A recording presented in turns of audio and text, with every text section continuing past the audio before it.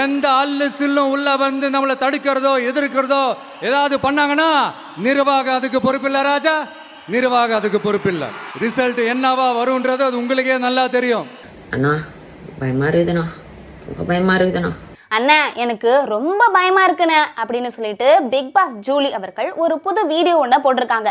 அதுல என்ன சொல்லியிருக்காங்க அப்படின்னா, இப்போ சமீபத்துல வந்து திருச்சி கிழக்குல வந்து வெற்றி பெற்றிருந்தாங்க இல்லையா, அதற்கு நன்றி சொல்வதற்காக முதலமைச்சர் விஜய் வந்து போயிருப்பாரு. அதுல ஒரு ஸ்பீச்சுமே கொடுத்திருப்பாரு. அதற்கு தான் விமர்சனம் செய்யும் விதமா ஜூலி வந்து பேசியிருக்காங்க. என்ன சொல்லியிருக்காங்க அப்படின்னா, அண்ணா எனக்கு ரொம்ப வந்து பயமா இருக்கு அப்படின்னு சொல்லியிருக்காங்க. ஏற்கனவே வேலூர்ல பேசினதுல ஒரு விஷயமும் கிடையாது, அதே மாதிரி தான் இப்ப திருச்சியிலுமே வந்து பேசியிருக்காங்க. இதை நம்ம எடுத்து சொன்னோம் அப்படின்னா இவங்க என்ன பண்ணுவாங்க, கிட்னி திருடி அந்த திருடி அப்படின்னு சொல்லுவாங்க. அது எதுக்கு, நான் எதுவும் சொல்லலப்பா. ஏன் அப்படின்னா இப்ப வேற ஏதாவது ஒரு சம்பவம் நடந்துச்சு அப்படின்னா எங்களுடைய நிர்வாகம் பொறுப்பாகாது அப்படின்னு சொல்லிட்டு முதலமைச்சர் விஜய் வந்து சொல்லியிருக்காரு. அதனால நான் எதுக்கு சொல்லணும், இனிமேல் நான் எதுவும் சொல்ல மாட்டேன் அப்படின்னு சொல்லிட்டு ஜூலி அவங்க புது வீடியோ ஒண்ணு போட்டிருக்காங்க. அது இப்போ சமூக வலைதளங்கள்ல வைரல் ஆகிட்டு இருக்கு. எந்த அல்லு சில்லும் உள்ள வந்து நம்மளை தடுக்கிறதோ எதிர்க்கிறதோ ஏதாவது பண்ணாங்கன்னா நிர்வாகம் அதுக்கு பொறுப்பில்லை ராஜா, நிர்வாகம் அதுக்கு பொறுப்பில்லை.